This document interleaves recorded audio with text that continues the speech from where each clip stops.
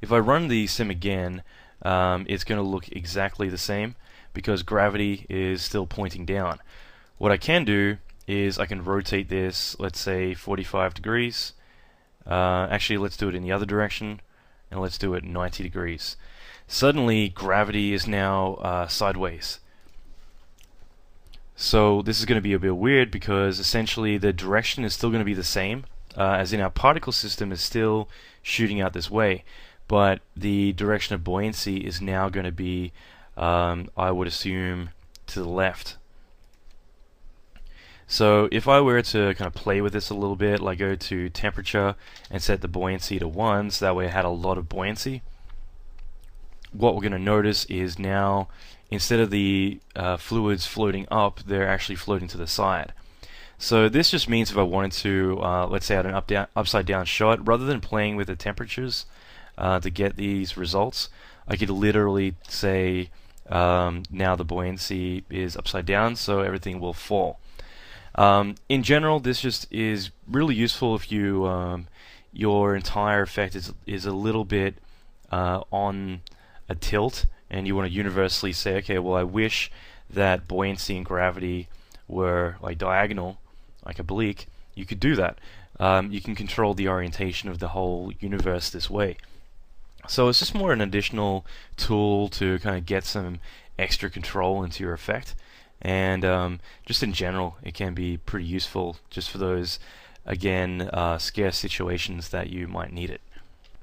Alright, so FumeFX source emitter I thought I'd do separately, and it's just located in helpers FumeFX source, and it's just a little bit different, so I thought I'd just explain this a little bit more thoroughly.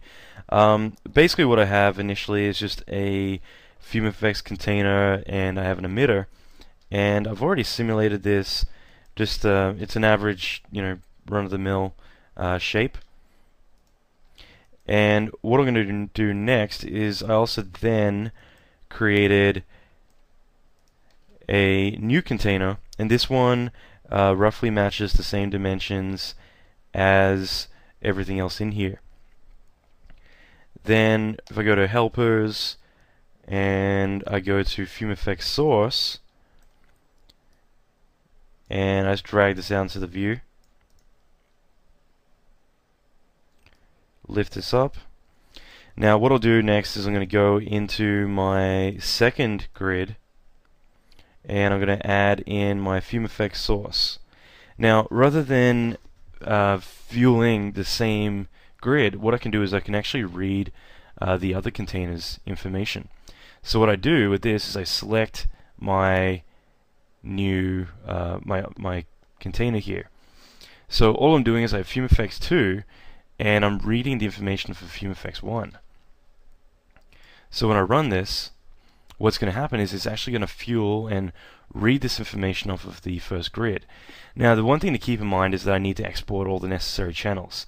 I need to be able to export temperature and fuel if I want to get this information across, or at least, sorry, temperature and velocities to get this information across. So you need to export those channels from the first grid, so that way it's able to read that information.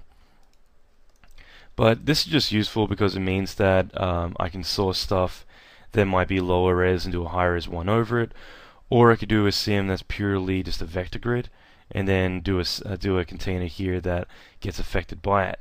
So for instance, I could do a simulation of a man running and having that disturb everything, and that could then be moved through my new grid to disturb it as well.